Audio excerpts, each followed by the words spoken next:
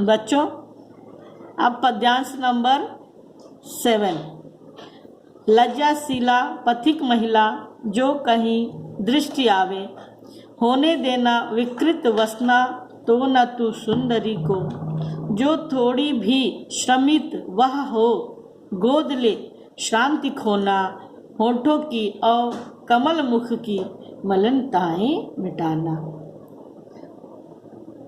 इसी क्रम में राधा पवन दूतिका को संबोधित करते हुए कहती हैं कि हे पवन दूतिका, जब तू कृष्ण से मिलने मथुरा नगरी जाना, मेरी व्यथा का वर्णन करने, मेरी व्यथा को बताने, तो मार्ग में पथिक राहगीर, मार्ग में यदि तुझे कोई राहगीर, कोई पथिक स्त्री जो लज्जा से युक्त हो, लज्जाशीला हो, दिखाई दे, दृष्टिगत हो, तुझे दिखाई दे, तो तू उसके वस्त्रों को, उस सुंदरी के वस्त्रों को अस्त व्यस्त ना होने देना। होने देना विकृत वसना तो न तू सुंदरी को। विकृत, अस्त व्यस्त, वसन मतलब होता है वस्त्र। यहाँ पर राधा पवन दूतिका से ये कहती है कि तू इतने वेग से ना चलना, वायु का वेग तेरा इतना ना हो कि रास्ते में स्त्री जा रही हो और उसका घूंघट ही हट जाए, उसने जो वस्त्र पहन रखा हो वो इधर उधर होने लगे। इसी को उन्होंने बड़े ही खूबसूरती के साथ इन शब्दों में कहा कि यदि हे पवन दूतिका, जब तू मथुरा जा रही हो और तुझे राह में, पथ में कोई लज्जा से युक्त स्त्री दिखाई दे, तो तू उसके वस्त्रों को अपने वेग से अस्त व्यस्त न करना। उस सुंदरी के वस्त्रों को अपने वेग से अस्त व्यस्त न करना। जो वह सुंदरी थोड़ी सी थकी हुई प्रतीत हो, श्रम करके थकान में डूबी हुई हो, या थोड़ी सी भी थकी हुई प्रतीत हो, तो तू हे पवन दूतिका उसे अपनी गोद में लेना और उसे शांति प्रदान करना। उसके कमल के समान सुंदर मुख और होठों की जो भी थकान की रेखाएं हो, उन रेखाओं को, उन थकान को तू क्षण भर में मिटा देना। कोई क्लांता कृषक लड़ना, खेत में जो दिखावे, धीरे धीरे परस उसकी क्लांतियों को मिटाना। जाता कोई जलद यदि हो व्योम में, तो उसे ला छाया द्वारा सुखित करना, तप्त भूतांगना को। बच्चों, क्लांत मतलब आपको बताया गया थकान। कृषक लड़ना, कृषि करती हुई स्त्री या बालिका। तो कृषि करती हुई जो खेत, आप जानते हैं हमारा देश कृषि प्रधान देश है और अधिकतर जनसंख्या हमारे देशों की गांव में निवास करती है। और इस समय तो आपको भी पता चल गया होगा कि इस कोरोना महामारी में आज जो हम खा रहे हैं और भोज्य पदार्थ यानी कि चावल, आटा, जो भी तेल हमें मिल जा रहा है, क्योंकि हमारा देश कृषि प्रधान देश है। हमें इस प्रकार के भोज्य पदार्थों के लिए अत्यधिक कष्ट उठाना नहीं पड़ रहा है। तो वो आपको जरूर अनुभव करना चाहिए और उससे रिलेट करके हम हर काव्य को अगर देखते हैं तो देखो, काव्य खुद एक नित नया रूप हमारे विचारों के साथ लेता चला जाता है। और ऐसे ही कवि होते हैं जिन्हें हम कालजयी कवि कहते हैं। हरिऔध कालजयी कवि हैं, उन्होंने समय को ही जीत लिया है। कोई क्लांता कृषक ललना, खेत में जो दिखावे, कि कोई थकी हुई स्त्री जो कृषि कार्य कर रही हो तुझे खेत में दिख जाए, तो धीरे धीरे अपने स्पर्श, परस अर्थात स्पर्श से उसके थकान को मिटा देना। यदि कोई बादल, जलद अर्थात बादल, व्योम अर्थात आकाश, आसमान, गगन, जो आपको अच्छा लगे आप लिख सकते हो। तो यदि आसमान में या आकाश में कोई तुझे बादल दिखाई दे तो अपने वेग से उस बादल को उस तपती हुई धूप में जलती हुई भूतांगना स्त्री के ऊपर लाकर छाया कर देना और उस छाया द्वारा उसे शीतल कर देना, उसे सुख प्रदान करना। पद्यांश नंबर 9 उसी क्रम में राधा पवन दूतिका से कहती हैं, जाते जाते पहुँच मथुरा धाम में उत्सुका हो, न्यारी शोभा वर्ण नगर की देखना मुग्ध होना, तू होवेगी चकित लख के मेरु से मंदिरों को, आभा वाले कलश जिनके दूसरे अर्क से हैं। जैसे जैसे तू आगे बढ़ती जाएगी तो तुझे मथुरा धाम दिखेगा और तू स्वयं ही उत्सुक हो जाएगी मेरे प्रिय कृष्ण के मथुरा धाम पहुंचने के लिए। उस श्रेष्ठ वर श्रेष्ठ नगर, न्यारी अलग शोभा सौंदर्य, मुग्ध मोहित होना, चकित आश्चर्यचकित, लख अर्थात देखकर, मेरु सुमेरु पर्वत के समान बड़े बड़े मंदिर, आभा वाले दिव्य आभा से भरे हुए कलश अर्थात स्वर्ण जड़ित कलश होंगे जिनसे एक दूसरे ही आभा विकीर्ण हो रही होगी। व्याख्या देखें कि इस प्रकार पवन दूतिका से राधा कहती है कि जैसे जैसे तू आगे जाएगी मथुरा नगरी को देखेगी, तेरे मन में उत्सुकता जिज्ञासा उत्पन्न होगी और तू देखेगी कि मेरे कृष्ण का वो श्रेष्ठ नगर की शोभा का सौंदर्य जो है वो सभी नगरों से अलग है, अर्थात जो मथुरा नगर है वो सभी नगरों में श्रेष्ठ है। तू देखकर ही उस नगर के सौंदर्य को मुग्ध हो जाएगी और तू तब और आश्चर्य से भर जाएगी, आश्चर्यचकित हो जाएगी जब सुमेरु पर्वत से भी बड़े बड़े मंदिरों की शोभा को तू देखेगी, उसके सौंदर्य को देखेगी। उन मंदिरों पर स्थापित जो कलश हैं स्वर्ण और रत्नों से जड़ित, उनकी दिव्य आभा दूसरे मंदिरों के कलश से बिल्कुल अलग होगी, दिव्य होगी और वो सौंदर्य से पूरित होगी। इस प्रकार उन मंदिरों को देखने के साथ ही तू पूजा समय मथुरा मंदिरों मध्य जाना, कि जब पूजा का समय हो जाए तो मथुरा के मंदिरों के बीच चली जाना। राधा यह कहती पवन दूतिका से कि बाहर से ही मंदिर नहीं देखो, अभी तुम्हें मंदिर देखना है, तुम मंदिर के अंदर प्रविष्ट हो जाओ। वहां नाना प्रकार के नाना वाद्यों मधुर स्वर की मुग्धता को बढ़ाना, किवाले रुचिर तरु के शब्दकारी फलों को धीरे धीरे मधुर रव से मुग्ध हो बजाना। कि पूजा के समय मथुरा नगर के मंदिरों में प्रविष्ट करना और वहां नाना प्रकार के बजने वाले यंत्रों अर्थात बाजों से के मधुर स्वर को, उनके मधुर स्वर को जो बाजे वहां बज रहे हो, उनकी मुग्धता को, उनकी मधुरता को तुम बढ़ा देना। किवा अर्थात अथवा जो तुझे पसंद हो, रुचिकर हो, ऐसे अपने रुचिकर वृक्ष के मौखिक फलों को, शब्दकारी फलों को लेना और उस देवता के, उस मंदिर के आराध्य के चरणों में चढ़ा देना। धीरे धीरे मधुर रव से, धीरे धीरे मधुर शब्द से, रव मतलब शब्द, मुग्ध हो बजाना। अर्थात बच्चों यहाँ आप ध्यान दें, अभी आपकी मैंने शाब्दिक व्याख्या करी। पूजा के समय मंदिर मध्य जाओ, नाना वाद्य यंत्र, जब हम कहीं जाते हैं तो जिस देवता के मंदिर में जाते हैं, भगवान के मंदिर में जाते हैं, वहाँ विभिन्न प्रकार से उनकी आरती होती है और विभिन्न प्रकार के वाद्य यंत्र वहाँ बजते रहते हैं। कहीं ढोल मजीरे बजते हैं, आजकल आधुनिक यंत्र भी बहुत सारे लोग प्रयोग करते हैं, बांसुरी बजती है, सितार बजते हैं।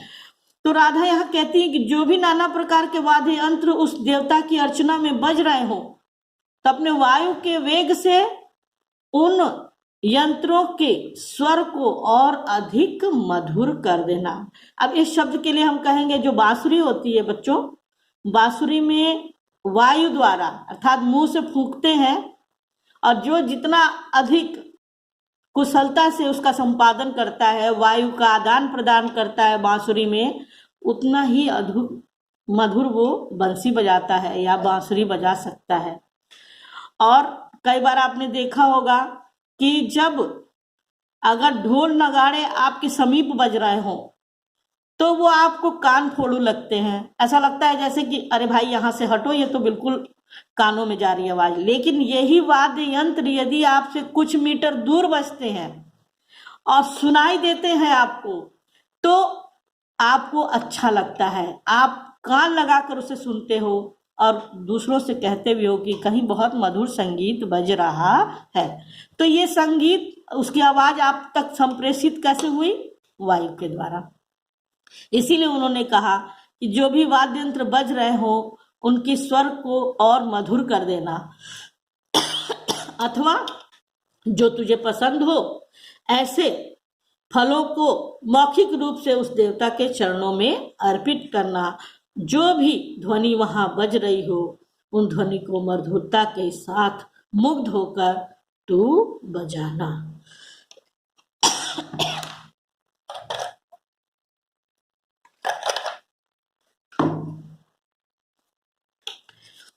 तू देखेगी, पद्यांश नंबर 11, तू देखेगी जलद तन को जा वहीं तदगता हो, होंगे लोने नयन उनके ज्योति उत्कीर्णकारी, मुद्रा होगी वर वदन की मूर्ति सी सौम्यता की, सीधे साधे वचन उनके सिक्त होंगे सुधा से। शब्दार्थ पे गौर करें, ध्यान दें।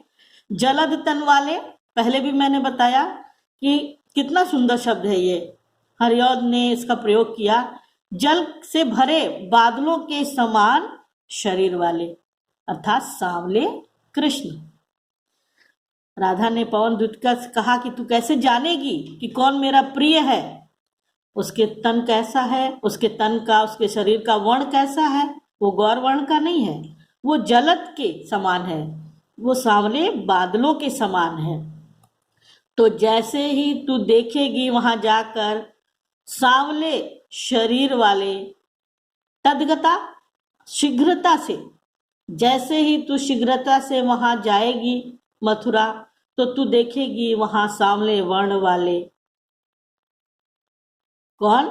जिनके लोने होंगे नयन, लोने मतलब सुंदर, आकर्षक, जिनके नेत्र अत्यंत सुंदर और आकर्षक हैं और उनके नेत्रों से अद्भुत ज्योति प्रकाशित हो रही होगी। मुद्रा होगी वर वदन की, मुद्रा, वर मतलब श्रेष्ठ, वदन मतलब मुख, उनके श्रेष्ठ मुख पर किसी दिव्य आत्मा की मूर्ति सी सौम्यता विराजमान होगी। उनके श्रेष्ठ मुख पर, वदन 10 बार ध्यान दो, वदन लिखा है, बदन नहीं। बदन मतलब शरीर होता है, वदन मतलब वह, इसका मतलब होता है सदैव मुख। तो उस जिनके बारे में कृष्ण के स्वरूप का, शारीरिक सौंदर्य का वर्णन करते हुए राधा कहती हैं कि उनके श्रेष्ठ मुख पर दिव्य मूर्ति सी सौम्यता विराजमान होगी और उनके सीधे साधे वचन सुधा अर्थात अमृत, अमृत रस से भरे होंगे। उनके सीधे साधे वचन अमृत रस के भरे होंगे। अमृत, अमृत वो पदार्थ, वो पेय पदार्थ जो माना जाता है कि जिसके पीने से मरा हुआ व्यक्ति भी जीवित हो जाता है। सुधा। पवन दूतिका से उन्होंने कहा कि हे पवन दूतिका, जैसे ही तू शीघ्रता के साथ मथुरा नगरी जाएगी तो वहां सांवले वर्ण वाले मेरे कृष्ण को देखेगी। उनके नेत्र अत्यंत सुंदर और आकर्षक हैं और उन नेत्रों से अद्भुत ज्योति प्रकाशित होती रहती है। उनके श्रेष्ठ मुख पर मूर्ति की, दिव्य मूर्ति की सौम्यता विराजमान होती है और उनके सीधे साधे जो वचन है, जो बोली है, जो उनका कथन है, वो अमृत रस के समान दूसरों को प्राणवान बनाने वाले होते हैं। नीले फूले, इसी क्रम में भगवान कृष्ण के सौंदर्य का वर्णन करती हुई राधा पवन दूतिका से भगवान के सौंदर्य का परिचय देती हैं। नीले फूले कमल दल सी गात की श्यामता है, पीला प्यारा वसन कटि में पहनते हैं फबीला, छोटी काली अलक मुख की कांति को है बढ़ाती, सद वस्त्रों में नवल तन की फूटती सी प्रभा है। नीले फूले कमल, कमल है, लेकिन जो कमल आप देखते हो वो कमल नहीं, लाल नहीं, गुलाबी नहीं, नीला कमल, नील कमल के समान है, क्योंकि भगवान श्याम कलर, श्याम है वर्ण उनका, सांवले हैं। गात शरीर, श्यामता अर्थात सांवला वर्ण। पीला प्यारा वसन, एक बार ऊपर बताया, नीचे वसन मतलब वस्त्र।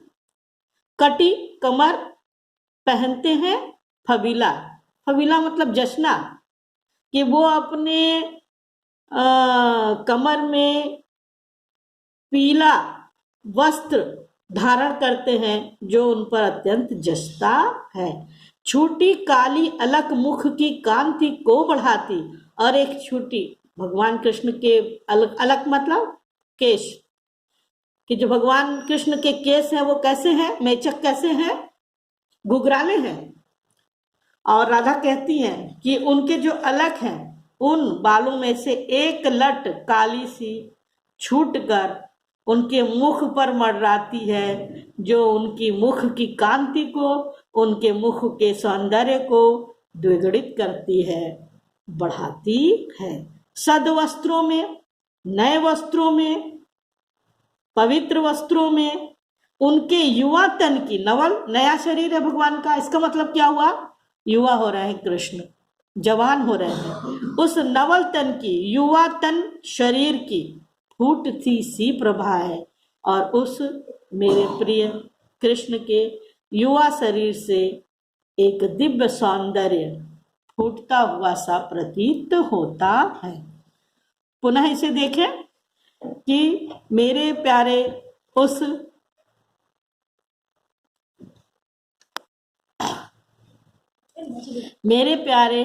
उस कृष्ण के शरीर की श्यामलता, नीले फूले, नीले अर्थात पुष्पित, नीले कमल पुष्पित नील कमलों के समूह के समान है।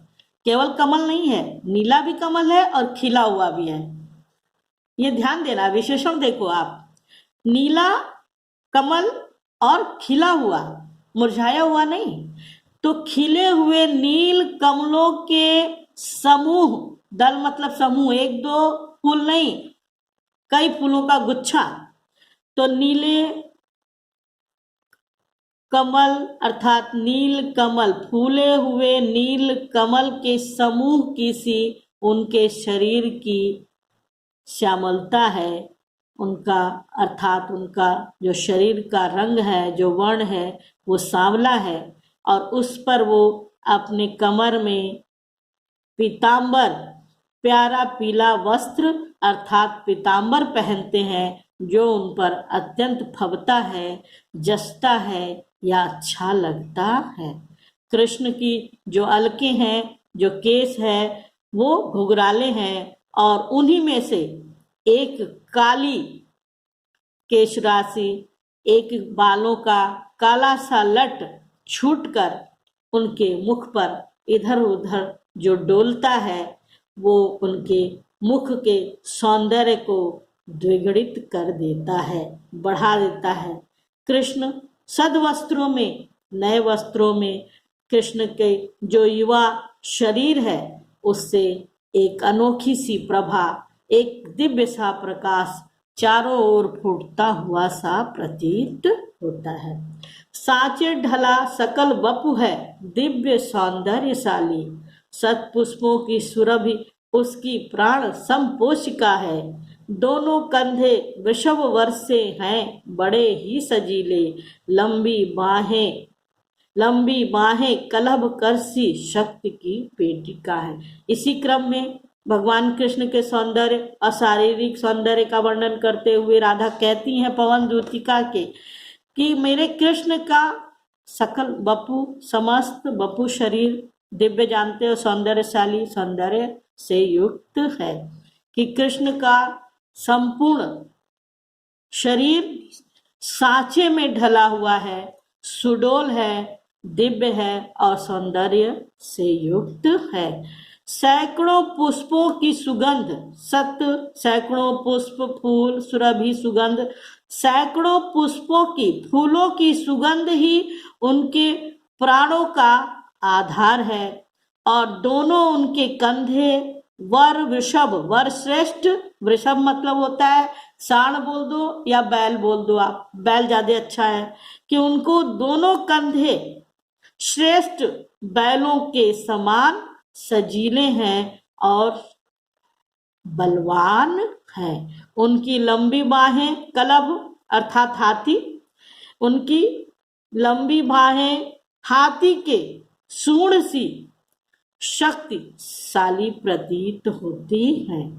मेरे उस प्यारे कृष्ण का समस्त शरीर सांचे में ढला हुआ दिव्य और सौंदर्यवान है।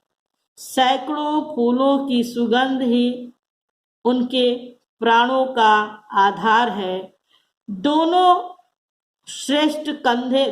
उनके कंधे श्रेष्ठ बैलों के समान बलवान और सजीले प्रतीत होते हैं और उनकी दोनों बाहें हाथी के सूंड के समान शक्तिशाली है। तो बच्चों आपने देखा, यहाँ थोड़ा देख लो, वृषभ वर से ये जान गए, वृषभ मतलब बैल, वर मतलब श्रेष्ठ, कलभ मतलब हाथी होता है, लंबी बाहें पेटिका यानी कोई चीज संग्रह करके जहां रखा जाए, तो इसीलिए मैंने यहाँ कहा कि उनकी लंबी बाहें हाथी के सूंड के समान शक्तिशाली, शक्ति की पुंज अथवा शक्तिशाली प्रतीत होती हैं। तो आज बच्चों आपने देखा कि आज हमने व्याख्या कर दी पद्यांश नंबर 6, पद्यांश नंबर 7, 8, 9, 10, 11, 12 और 13। इन पद्यांशों की मैंने व्याख्या कर दी है और आप इस वीडियो को 2-3 बार देखें, सुने, पढ़ें और ध्यान दें। बीच बीच में मैंने शब्दार्थ भी बताए हैं। और इसके बाद 26 तक पद्यांश है। पाठ लंबा है, धैर्य के साथ इसे पढ़ना है, तो धैर्य बनाए रखें आप। और मैं कल फिर एक आपको वीडियो डालूंगी इसको पढ़ाते हुए। मैं लगातार चाहती हूँ कि वीडियो डालती रहूं ताकि हमारा कोर्स थोड़ा आगे बढ़ता रहे और हम उसमें कुछ आगे बढ़ने में सफल हो सकें।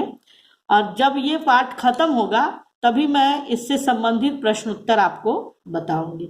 धन्यवाद बच्चों।